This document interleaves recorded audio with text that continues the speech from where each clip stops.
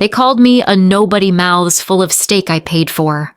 My sister's promotion dinner held at a fine dining place in Charleston, South Carolina. Dress code enforced. Smiles like masks. As if they hadn't ghosted me for 5 straight years. I sat there in an old black blazer that barely buttoned. I held my fork like a weapon, not to fight anyone, but to keep myself from crumbling. I knew what was coming. And right on cue, between dessert and the second round of drinks it came, my father raised his glass and said loud enough for the whole damn room to hear, "To those who serve with honor, and those who just serve their egos." A few polite chuckles. A cough. Melody, my sister, smiled with a practiced tilt of the head. My mother stared down at her plate like she hadn't heard a thing. I said nothing. Swallowed dry shame like crusty bread, coarse, painful, and stuck in my throat. Then the door opened. A man walked in, broad-shouldered, uniform pressed sharp, metals gleaming. He didn't look at my father, didn't glance at Melody. He walked straight toward me, each step heavy with meaning. He stopped in front of our table, stood at attention, and saluted. "General Elledge, ma'am, welcome back." The room froze. Forks paused midair. Laughter died mid-sentence. Faces collapsed like faulty scaffolding. My father's hand trembled. Melody looked like she had just swallowed her own promotion. They'd buried me long before I left the battlefield. Erased me. Rewrote me. Pretended I never existed. But now I was back. And I didn't need to shout. One salute told them everything they tried to hide. When I came home that fall, there were no parades, no welcome signs, no running hugs on the porch like some army homecoming special on TV. It was just me, Rowan Elledge, dragging a worn suitcase up the brick path to a house that used to feel like mine and now felt like I needed an invite. No one knew where I'd been. No one asked. They just assumed. They assumed I'd quit the army, the mission, the fight. And I let them believe it. Because correcting them would mean opening wounds none of them had the stomach to look at. That year, my father threw a small Veterans Day gathering, backyard potluck, a few old war buddies, some neighbors who once served and still wore the caps to prove it. Melody arrived early, radiant in her pressed National Guard uniform medals, polished boots gleaming. Only 4 years in the service, but you'd think she'd led a beach assault. Me, I was there like a CC on an email, technically included, functionally ignored. When I arrived, there was no place card, no chair. Aunt Connie gestured toward a folding chair near the water dispenser. "Oh, sweetheart, that seat's for Lieutenant Melody. Mind grabbing one from the side?" She smiled like it was kindness, not dismissal. I nodded. I knew my place. Near the back was a photo display my mother had arranged. Grandpa in his World War II uniform, Dad in Vietnam, Melody in her graduation blues. I stared at each picture one by one until I realized I wasn't in any of them. I'd given them a framed photo from West Point, tight bun, stiff shoulders, nervous smile. Gone. In its place was a cozy Christmas family portrait, me in a sweater, not a uniform. No trace of what I had earned. I asked Mom casually, "Hey, where's my commissioning photo?" She didn't look up from arranging deviled eggs. Oh, that one was getting old. Thought I'd put up something more recent. Nobody really notices those things. She didn't meet my eyes. She looked past me like I wasn't even furniture anymore. Just shadow. I sat on the folding chair next to the water cooler, the kind of seat reserved for overflow guests and social afterthoughts. My shadow stretched long across the patio stones like a quiet reminder I was there, just not counted.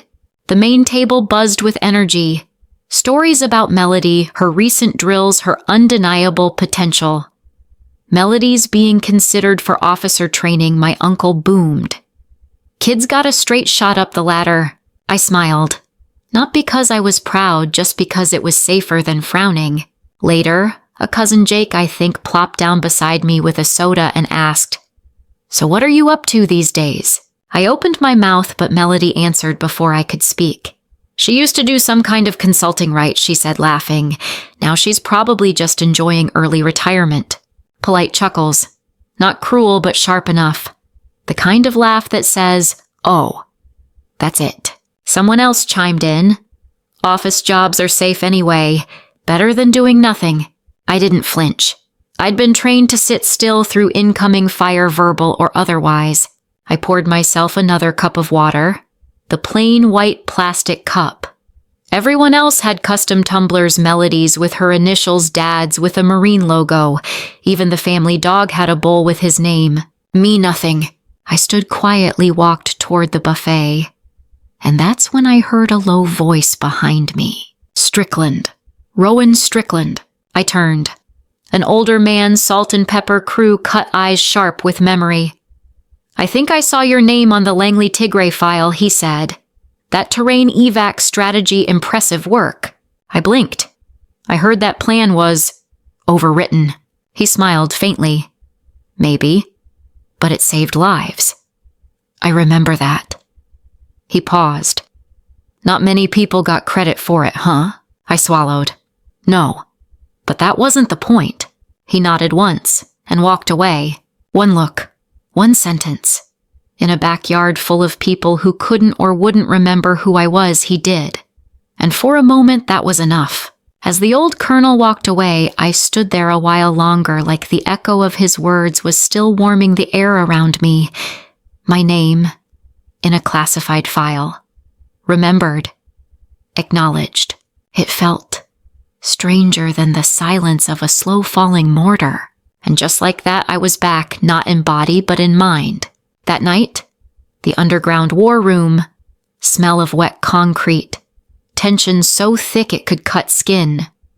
12 Allied units were waiting on my call. Intel said, advance. My gut screamed, hold. So I held, and that decision saved them. Enemy artillery landed just minutes off target. If we'd moved as ordered, we'd have been obliterated. 300 soldiers, some barely out of training, one who'd just turned 23 the night before, walked away alive. Not because of luck, but because I disobeyed quietly. Headquarters later called it a strategic misstep, and I was the convenient name to shoulder the failure. They stripped my name from the after-action reports, suggested I take a mental health leave. I didn't fight it. Not because I was broken, but because if I didn't fall on the sword, my entire team would face scrutiny. Some might lose their rank. Others might never heal from the trauma. So I let myself disappear. No fanfare, no defense. And in doing so, I became the disgraced daughter back home. The one they didn't talk about. The one they looked at like she'd chosen to quit. But every time I saw a teammate start a new life hold, their child apply to college again, I knew the cost had meaning. I returned to my plastic chair at the edge of the patio. Someone had refilled my cup. I didn't ask who. Maybe Aunt Connie. Maybe no one. Maybe just the wind. On the table were engraved tumblers, Melody, Dad, Uncle Mike, and mine still the blank white plastic. But in my head, I heard something I once memorized at West Point Honor doesn't need a nameplate. But if someone's brave enough to speak, it don't stop them. The morning after the gathering, I woke up early. The house was still quiet, heavy with the scent of leftover brisket like a stubborn memory clinging to the walls. I padded into the living room. The display cabinet stood there like a shrine, not to faith, but to legacy. My father's medals, Grandpa's war photo, Melody's framed National Guard plaque with the gold lettering. I didn't expect to see my own photo there, but still I looked. Old habits die hard. There was a space on the shelf, subtle but obvious. Lighter wood, a faint dust outline. A frame had been removed. I crouched down and opened the bottom drawer, the one filled with old batteries and things nobody used. And there it was, my West Point commissioning frame, still intact, still recognizable, except the photo was gone. Inside was the cardboard stock image. It came with a generic young woman in a mock uniform smiling blankly at nothing. They hadn't thrown it away. They just quietly shelved me. And maybe that hurt more. Not erasure, but omission. Not confrontation, but the decision to make me seasonal, out of style. Later, I found my mother in the kitchen. She was pouring tea, the steam curling through morning light. I asked gently, "When did you take my photo out of the cabinet?" She didn't flinch, stirred her tea without blinking. I was rearranging. Wall felt crowded. No one really notices those things. I nodded. I know, no one noticing is kind of the whole point. That night, folding laundry in the guest room, my phone buzzed. No name, just a number, one line. "Langley Tigray files are being pulled. Your name's in the leak. Be careful." I stared at the screen long after it went dark. That name, Langley Tigray, hadn't passed my lips in years. I'd buried it, locked it away like a ghost under concrete. And now, it was clawing back up. That night, Melody couldn't stop talking about her upcoming promotion ceremony. Her voice sparkled with ambition. "I reserved a private room at the officers' club near Fort Liberty," she said. "They'll post my photo on the wall of honor all week." My mother clapped politely. "That sounds lovely, dear." Then she turned to me. "Rowan, if you're coming, wear something simple. Nothing too attention-grabbing." I smiled, not because I agreed. Because I'd once worn dress blues and body armor briefing NATO commanders in an active war zone. But at this table, even my gray blouse was apparently too loud. Later that night, while folding laundry in the guest room, my phone buzzed. No name, no context. "They're pulling Langley Tigray. Old files. Your name's in them. Be careful." I froze. The past I'd buried, sealed, and silenced was clawing its way back up. The day of the ceremony arrived. I came 10 minutes early in a charcoal black dress and a long wool coat. Subtle, sharp. At the check-in desk, I handed over my invitation. The officer glanced at his list, then at me. "And you're a guest of." Before I could answer, Melody swept in with a too-perfect smile. "She's family," she said. "Used to do admin support or something. She's just here for me." She gave me a side hug that barely brushed my shoulder. I didn't flinch. I'd taken worse hits on live fire fields. The room was decked out, patriotic banners, projection screens showing Melody in every possible uniform angle. My seat had no nameplate, no introduction. Just a half-full glass of water and a folded napkin. Then Melody took the podium. When I was a kid, she began, "My sister once told me, 'Go ahead, I don't think I can keep up with you.'" Polite laughter rippled through the room. A few eyes drifted toward me, pitying, condescending. I stayed silent, gripped my fork like an anchor. I wasn't going to be the footnote in someone else's fairy tale. I came to witness. What I didn't know was that in minutes the room would see me differently. Not as the forgotten, but as the storm they tried to erase. I was still gripping my fork when the doors swung open. A ripple moved through the room. A man stepped in crisp dress blues, perfectly tailored, not a wrinkle in sight. His chest was decorated in polished rose, his eyes scanning the room like a battlefield he knew too well. Melody straightened instantly, stepping forward with her best officer's smile. "Colonel Barrett, sir, I didn't know." He raised a hand, cutting her off without a word. He barely glanced at her, then turned directly to me. 7 measured steps. He stopped in front of my table, stood at attention, and saluted. "General Elledge, ma'am," he said. "It's been far too long." Every fork froze, every breath paused. I nodded once. "Colonel, good to see you again." Barrett turned toward a group of junior officers nearby. "This woman," he said, pointing to me, "coordinated the withdrawal routes during Operation Hawthorne. Half of NATO owes her their necks. Literally." I didn't smile. I didn't need to. I didn't need to fight to be seen. Didn't need to explain myself. Didn't need to shout that I had been there. Because someone else finally said it for me. I glanced at Melody. Her mouth parted slightly, eyes wide. Her narrative, her performance collapsed mid-scene. I didn't feel victorious. I felt restored. After the ceremony, a nervous cadet approached me. "Ma'am, are you really a general?" I took a slow sip from the same nameless plastic cup. Looked him straight in the eye.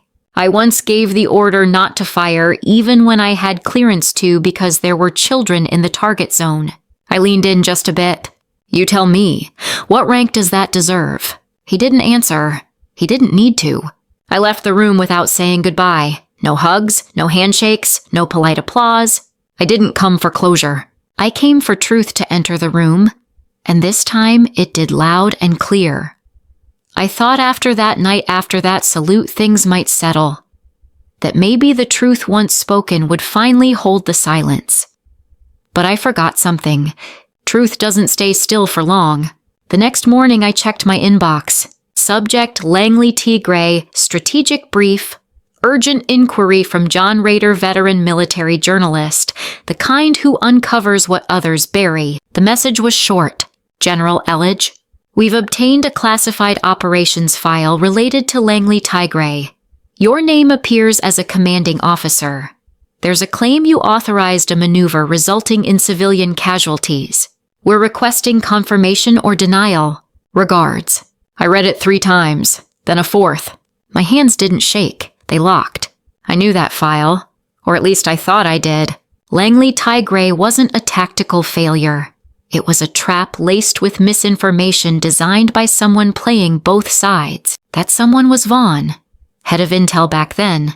The man who stared me down across a war room table and dismissed every red flag I raised. I was the only dissenting voice, a woman, a threat to a convenient narrative. When it unraveled, they pinned it on me for order for optics. Now that blade was back. Only this time someone else was holding it. I called Sarah Whittam, a former analyst. She'd worked with me on more than one op where silence was deadlier than firepower. She answered after 3 rings. Rowan, she said, voice tight. I traced the source of the leak. Last login came from a device issued to the National Guard 2 years ago. I didn't breathe. Whose device? Pause. Melody's. I drove straight to her base. No calls, no warning. I walked into the break room. She was scrolling on her phone, sipping coffee. I sat across from her, slid a trace report across the table. Did you know the last access to the file came from your device? Her eyes flicked down, then away. No denial, no excuse. I sent it, she said, voice clipped. I was tired of people whispering about you, like you were this legend. And I was nothing. I just wanted to erase that. I didn't yell, didn't rage. I just felt empty. You think I don't know what it's like to be erased? I asked quietly. The difference is, I never tried to erase you. I left the break room without another word to Melody. No yelling, no dramatic storm out, no broken coffee mugs. Just a quiet knowing this war wasn't over, not even close. I called Sarah as soon as I hit the parking lot. We need to access the legacy archive, I said. She hesitated. Rowan, it was shut down in 2020. I know I said, but if anyone can find a way, it's you. 2 days later, we stood inside an old server room cold as a morgue tucked behind the Strategic Academy, flickering lights, machines groaning like they'd just been dragged out of retirement. Sarah slid a keyboard toward me. Your old passphrase still works. Try Wraith 7. I typed. My fingers knew the keys before my mind did.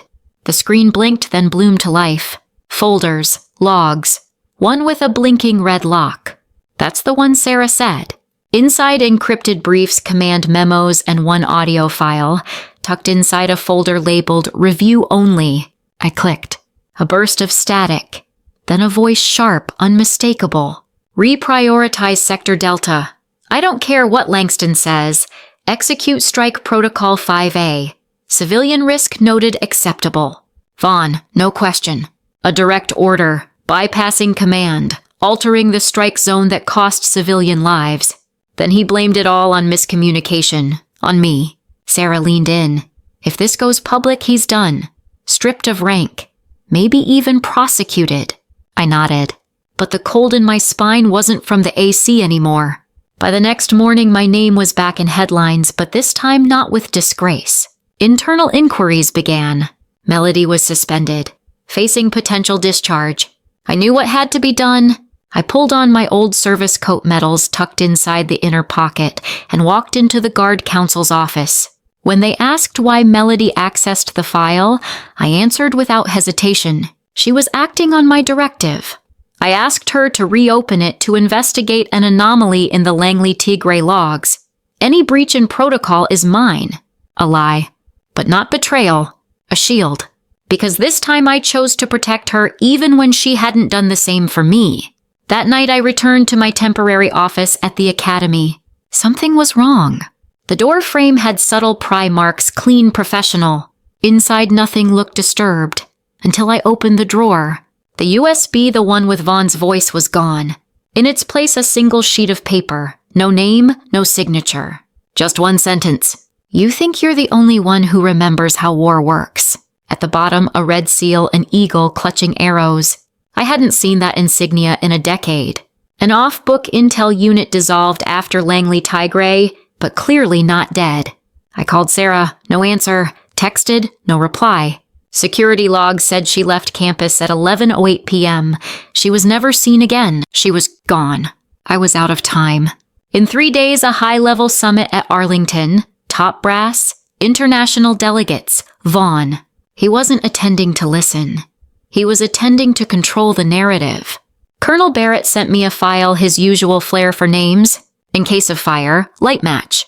Inside, a tactical entry map, a hidden AV uplink tied to an abandoned signal port, instructions to breach the system without detection. I began building the plan. That's when Melody walked in. Let me be the inside, she said. They won't question me if I show up asking for reinstatement. Then she added quietly, I'll wear the badge, Rowan. I want to do this right. I hesitated. The last time she tried to help, I nearly lost everything. But this time her eyes didn't flinch. They burned with resolve. At 1600, she entered through the south gate in plain uniform. The uplink device was hidden beneath her badge. I monitored everything from a van 3 blocks away. My finger hovered over the trigger switch. Inside, Melody approached Vaughn mid-circle of generals. General Elledge, he said, like addressing a ghost. She always had a talent for surviving storms she caused.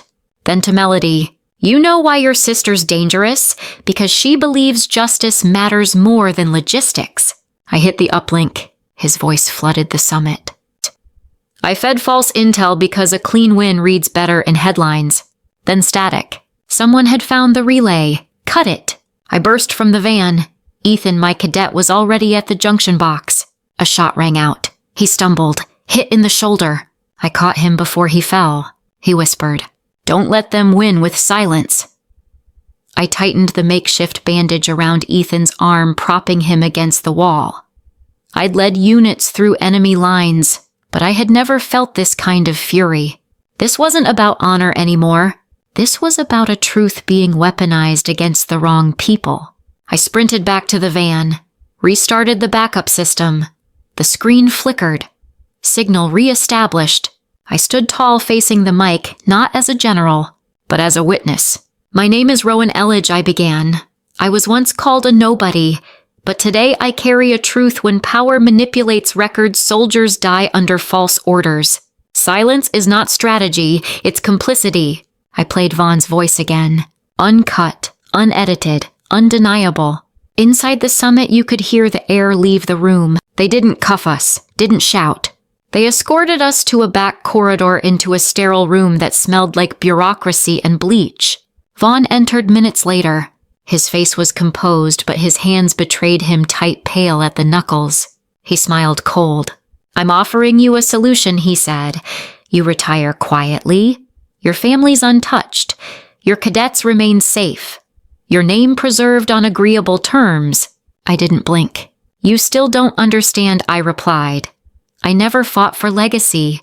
I fought for something you can't fabricate, dignity. Then the door burst open. Barrett entered first. Then Ethan, arm-bandaged, eyes still fierce. And behind them, Sarah. Paler, thinner, but alive.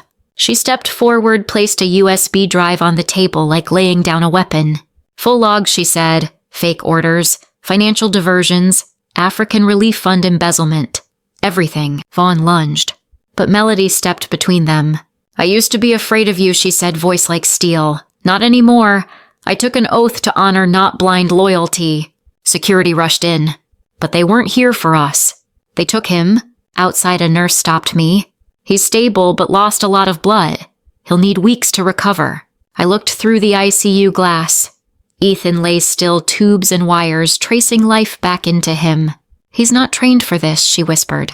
I nodded. No, but he understood what courage really looks like. A few days later, an official letter arrived from the Pentagon. They offered me a seat Strategic Command, high clearance, high salary, a view overlooking Defense Square. It was the kind of job I once thought was the end game. I declined. Not because I couldn't climb that ladder again, but because I finally had the strength to choose a different summit.